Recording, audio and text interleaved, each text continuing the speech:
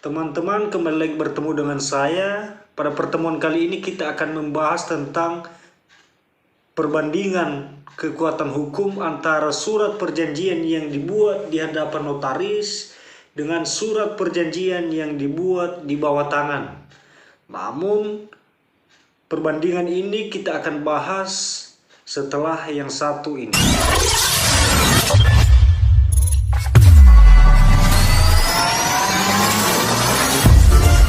Pejuang Keadilan Ad 96. Teman-teman, perjanjian ini bukan merupakan hal yang asing bagi kita, di mana perjanjian ini merupakan salah satu hubungan hukum yang sering kita lakukan di dalam kehidupan kita sehari-hari. Nah, cukup menarik pembahasan kita kali ini, yaitu mengenai kekuatan hukum antara surat perjanjian yang dibuat di hadapan notaris dengan surat perjanjian yang dibuat di bawah tangan.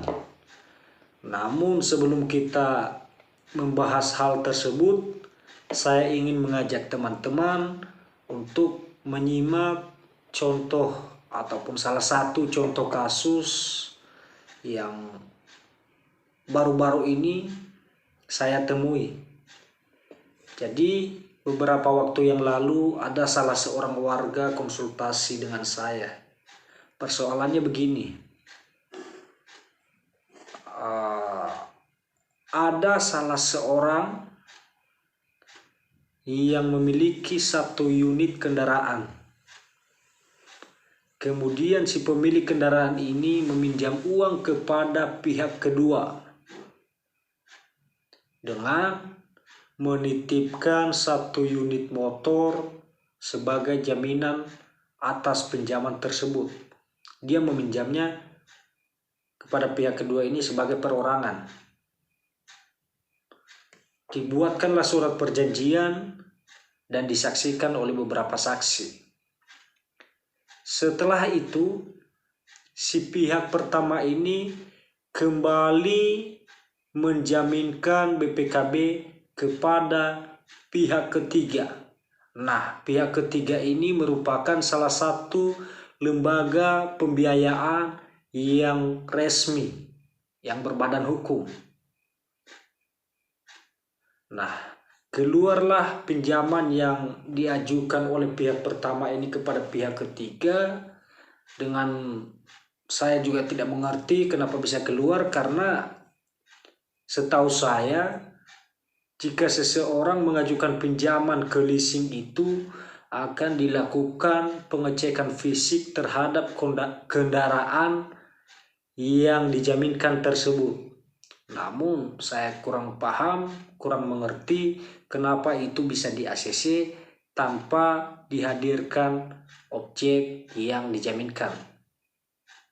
Nah, berjalan waktu demi waktu, si pihak kedua ini menagih kembali hutang yang telah dipinjamkan kepada pihak pertama terlebih dahulu. Sesuai dengan bunyi perjanjian yang telah diperjanjikan bahwa apabila tidak ada pembayaran dalam waktu yang telah ditentukan, maka unit yang dijaminkan ini akan menjadi milik pihak kedua. Dan karena tidak ada pembayaran, maka kesepakatan itu disepakati oleh kedua belah pihak. Nah, di sisi lain, pinjaman yang telah dipinjam oleh pihak pertama ini kepada pihak ketiga belum dibayarkan juga, sehingga si pihak ketiga ini melakukan penarikan unit kendaraan yang telah dijaminkan. Namun setelah dicari ke rumah pihak pertama ini sebagai pemilik unit, ternyata tidak ada. Dan ditemukanlah dalam penguasaan pihak kedua, di mana kendaraan tersebut sudah menjadi milik pihak kedua sebagai pelunas hutang. Nah, akhirnya si pihak kedua juga tidak mau menyerahkan kendaraan tersebut. Nah, karena sama-sama bertahan, Akhirnya si pihak ketiga ini mengambil langkah hukum, melaporkan pihak kedua kepada pihak kepolisian dengan membawa bukti kepemilikan yaitu BPKB. Kemudian membawa surat perjanjian dengan orang ini. Nah, si pihak kedua ini pun diadukan atau dilaporkan dengan dugaan sebagai penadah. Nah, ketika sampai di kantor polisi itu berunding dengan pihak penegak hukum dan juga si leasing bawa salah satu legalnya, akhirnya kita telusuri berkas-berkasnya, ternyata si pihak pertama ini telah mengadakan perjanjian terlebih dahulu dengan pihak kedua.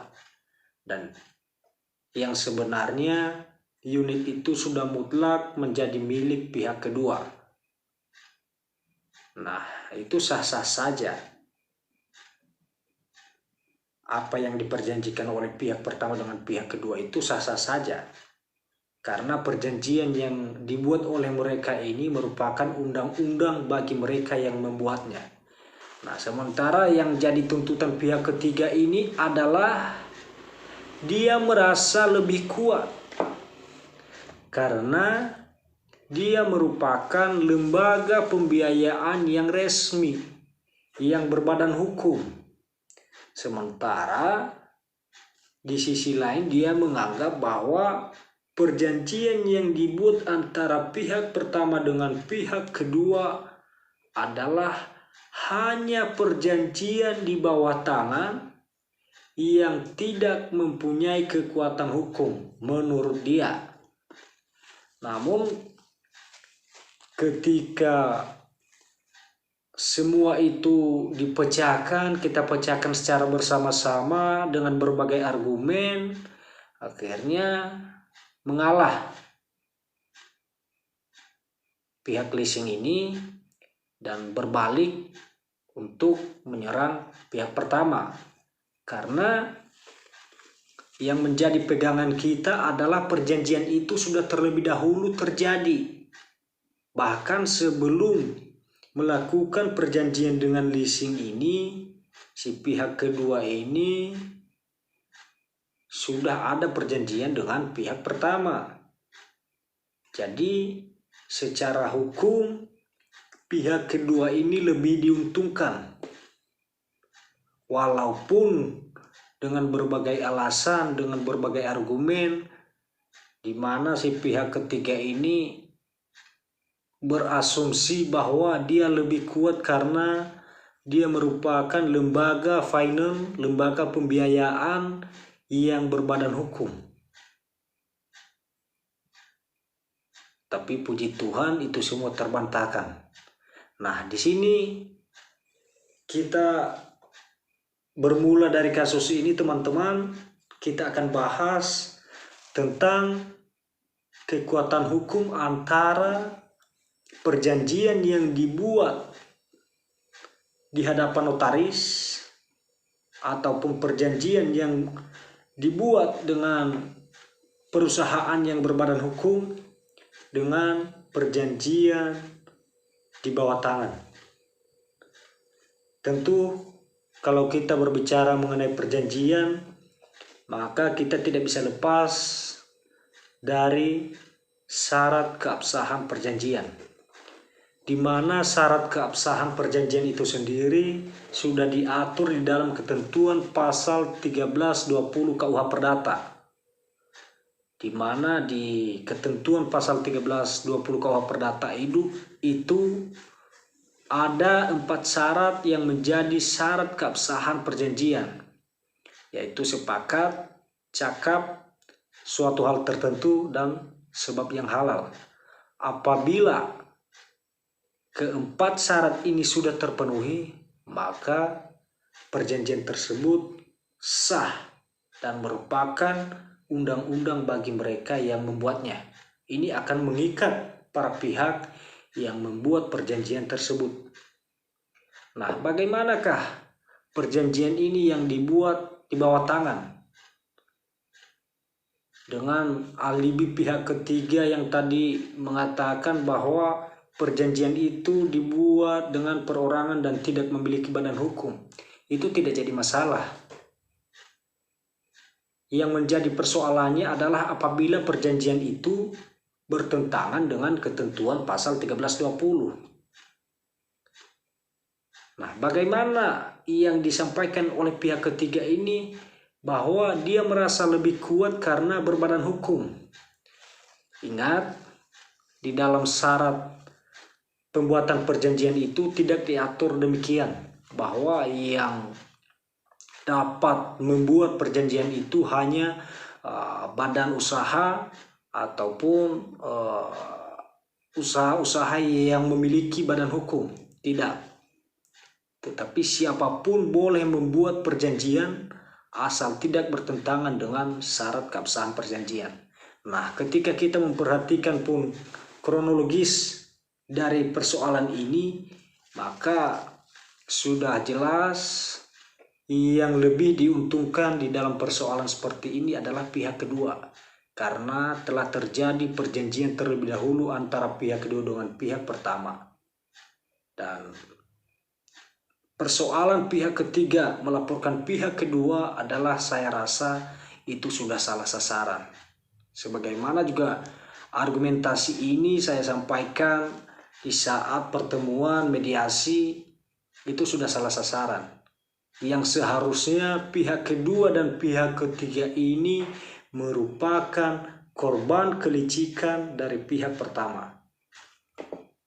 Jadi kalau ingin menuntut haknya, tuntutlah kepada pihak pertama. Kalau pihak kedua itu saya rasa sudah tidak sejalur. Nah, kembali lagi teman-teman, pada intinya kekuatan hukum antara surat perjanjian yang dibuat di bawah tangan ini dengan perjanjian yang dibuat di hadapan notaris ataupun perjanjian yang dibuat oleh perorangan dengan suatu lembaga perusahaan yang berbadan hukum, itu kekuatan hukumnya sama.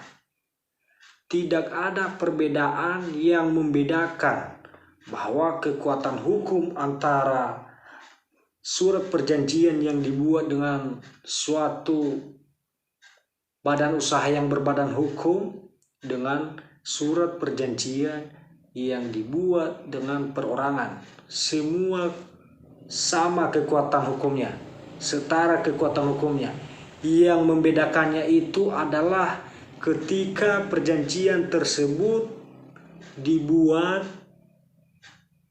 tidak sesuai dengan syarat keabsahan perjanjian sebagaimana diatur dalam ketentuan pasal 1320 KUH Perdata, di mana ada 4 syarat dan itu digolongkan ke dalam 2 unsur. Ada unsur subjektif dan ada unsur objektif. Dan apabila melanggar kedua unsur ini, maka perjanjian itu pun dapat dibatalkan atau batal demi hukum. Itulah yang membedakan perjanjian ini. Jadi bukan masalah itu dibuat dengan suatu badan usaha yang berbadan hukum ataupun dengan perorangan. Jadi pada intinya kekuatan hukum antara perjanjian yang dibuat di bawah tangan dengan perjanjian yang dibuat dengan badan usaha yang berbadan hukum, kekuatan hukumnya adalah sama. Terima kasih. Mungkin pemaparan ini dapat membuka sedikit pengetahuan teman-teman, dan semoga juga pemaparan ini bisa dijadikan sebagai bahan referensi oleh teman-teman